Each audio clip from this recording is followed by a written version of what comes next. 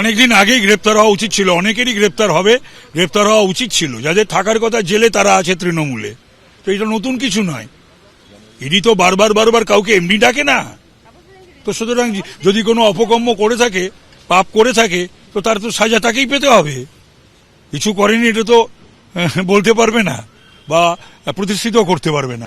Role আলা রাস্তায় snacks বিক্রি করনেওয়ালা, হাজার হাজার কোটি টাকার মালিক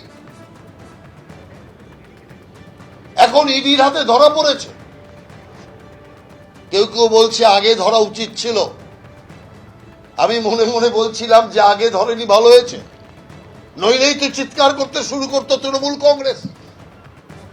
নির্বাচনের আগে এই সমস্ত করছে, সেই জন্য নির্বাচনে হার আগে জনগণ হারাক তোকে, তারপরে জেলে যাস। কি করে একজন লোক, একটা ঝাড়ুদার, তার প্রমোশনে পয়সা খাচ্ছে? পয়সা নেই তো জমি দে, জমি নেই তো বাড়ি দে, বাড়ি নেই তো ফ্ল্যাট দে। কি জাতীয় অবস্থা তৈরি করেছে। তদন্ত চলছে। আমরা বিশ্বাস করি এই টাকার ভাগ কালীঘাট পর্যন্ত গিয়েছে। এখন আর সিআইডি তথ্য মুছতে পারবে না, পুলিশ প্রমাণ লোপাট করতে পারবে না। সেই কারণে তদন্ত চলবে, একযোগে তদন্ত চলবে। তাতে তৃণমূলের যত বড় নেতা নেত্রী যুক্ত হবে, কাউকে রেয়াত করা হবে না। কোর্টে প্রসিডিংস চলছে। উই আর টোটালি যা রিপ্লাই দেওয়ার আমরা কোর্টেই দিচ্ছি। আমরা সেটাকে ডিফেন্ড করছি। ভেরি সিম্পল না? তারা একটা অভিযোগ করছে, তাদের গ্রাউন্ডে তারা অভিযোগ করছে, আমাদের রাইট টু ডিফেন্ড আছে, সেটা কোর্টকে জবাব দেবো। যেটা তারা বলেছে তারা আমরা কোর্টে উইল ডিফেন্ড দ্যাট। হ্যাঁ, প্রমাণ করতে হবে, তো সে করেছে, আগামী দিনে প্রমাণ হয়ে যাবে। এটা তো ওনাকে অভিযুক্ত করা হচ্ছে, অভিযুক্ত প্রমাণ হয়নি, কোর্টে প্রমাণ করতে হবে না। খারিজ হয়ে গেল জামিনের আর্জি। 21শে মে পর্যন্ত ইডি হেফাজতে প্রাক্তন দমকল মন্ত্রী। কোর্ট লকআপ থেকে আজ তাকে বের করার সময় উঠল চোর চোর স্লোগান। আস্তে আস্তে ধাক্কা দিবি না। ঠিক আছে কই ধাক্কা দিবি না, ঠিক আছে।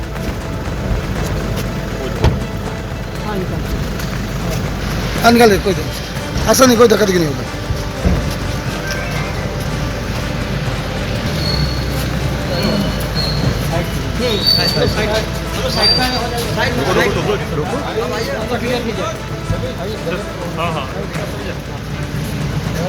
জামিনের আর্জি খারিজ হয়ে গিয়েছে। 21শে মে পর্যন্ত ইডি হেফাজতে প্রাক্তন দমকল মন্ত্রী। কোর্ট লকআপ থেকে আজ বেরোনোর সময় তাকে ঘিরে উঠল চোর চোর স্লোগান। কিছু বলবে সুইটার, কিছু বলবে?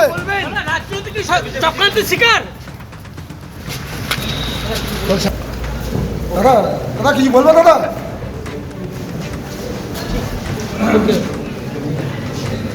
দিন ধরে কিছু বলছে না, আবার এ নাই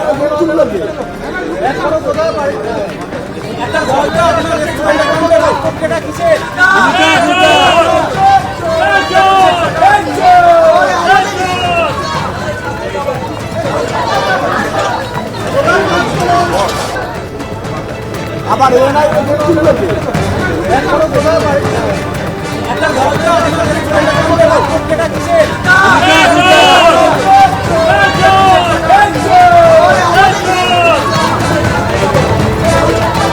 রাজ্যের প্রাক্তন দমকল মন্ত্রী সুজিত বসুকে গ্রেপ্তার করার পর আজকে তাকে আদালতে পেশ করা হয় এবং 10 দিনের জন্য ইডি নিজেদের হেফাজতে চায় প্রাক্তন দমকল মন্ত্রীকে। এবং আদালত সমস্ত বিষয় শোনার পর তাকে 21 তারিখ পর্যন্ত, অর্থাৎ 21শে মে পর্যন্ত ইডি হেফাজতে থাকার নির্দেশ দিয়েছেন প্রাক্তন দমকল মন্ত্রী সুজিত বসুকে। পুরো নিয়োগ দুর্নীতিতে এর আগে একাধিকবার তলব করা হয় সুজিত বাবুকে এবং গতকাল তাকে সিজিও কমপ্লেক্সে ফের তলব করা হয়েছিল। তিনি হাজিরা দেন এবং প্রায় 10.5 ঘন্টা জিজ্ঞাসাবাদের পর তাকে গ্রেপ্তার করে ইডি। এই মুহূর্তে দেখা যাচ্ছে যে তাকে ইডির সেই স্পেশাল কোর্ট, সিটি সেশনস কোর্টে, ইডির যে স্পেশাল কোর্ট, সেইখানে তার মামলা শুনানির পর আদালত যখন তাকে 10 দিনের জন্য ইডি হেফাজতের নির্দেশ দেয়, তারপর ইডি আধিকারিকরা আদালত থেকে প্রাক্তন দমকল মন্ত্রী সুজিত বসুকে নিয়ে যাচ্ছেন, তাকে নিয়ে যাওয়া হবে সিজিও কমপ্লেক্সে এবং সেই সিজিও কমপ্লেক্সে তাকে ফের জিজ্ঞাসাবাদ করা হবে। মূলত যেটা ইডি আধিকারিকরা জানতে চাইছেন যে তাদের কাছে যে নথি রয়েছে, অভিযোগ রয়েছে যে প্রায় 150-র ওপর ক্যান্ডিডেটকে তিনি চাকরি পাইয়ে দিয়েছিলেন সুজিত বোসের রেকমেন্ডেশনে। দক্ষিণ দমদম পুরসভা সহ একাধিক পুরসভায় চাকরি হয়েছিল এবং টাকার বিনিময় সেই চাকরি হয়েছিল। এবং শুধু তাই নয়,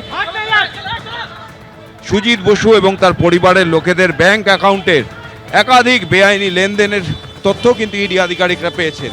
এবং সেই সমস্ত তথ্য সামনে রেখে গতকাল সুজিত বসুকে যখন জিজ্ঞাসাবাদ করা হয় সিজিও কমপ্লেক্সে, তখন যেটা ইডির অভিযোগ যে সুজিত বসু সেই সমস্ত তথ্যের নথির যে অভিযোগ রয়েছে তার কোনো ব্যাখ্যা দিতে পারেননি এবং তারপরেই তাকে গ্রেপ্তার করার সিদ্ধান্ত নেয় ইডি। এবং এই মুহূর্তে সেই ছবিটাই দেখা যাচ্ছে যে ইডি আধিকারিকরা আদালত থেকে সুজিত বসুকে নিয়ে যাচ্ছেন সিজিও কমপ্লেক্সে এবং সেইখানে আবার তাকে জিজ্ঞাসাবাদ করা হবে। এবং মূলত এই চক্রে কারা কারা রয়েছে, পুরো নিয়োগ দুর্নীতিতে কোন কোন পুরসভায় নিয়োগ করা হয়েছিল, কার কার আর রেকমেন্ডেশন রয়েছে, অর্থাৎ শিক্ষক নিয়োগ দুর্নীতিতে আমরা দেখেছিলাম একটা বিশাল চক্র ছিল, এখন এই পুরো নিয়োগ দুর্নীতিতে এই চক্রটা কত বড়, কারা কারা জড়িত, সেই সব প্রশ্নের উত্তরই খুঁজছেন ইডি আধিকারিকরা। সেই জন্য প্রাক্তন দমকল মন্ত্রী সুজিত বসুকে নিজেদের হেফাজতে নিয়ে জিজ্ঞাসাবাদ করতে চান তারা। ক্যামেরায় প্রীতম চক্রবর্তীর সঙ্গে ব্রতদীপ ভট্টাচার্য, এবিপি আনন্দ, কলকাতা। যেভাবে এখানে রাখা হয় এলাকাতে, তাহলে ওকে স্পেশাল ট্রিটমেন্ট কেন দেওয়া হচ্ছে? ওকে টেবিলে বসিয়ে, পাখা তলায় বসিয়ে আরামে ওকে অ্যাডভোকেটকে জিজ্ঞাসা করছে আমরা কে? এটা কেন হবে?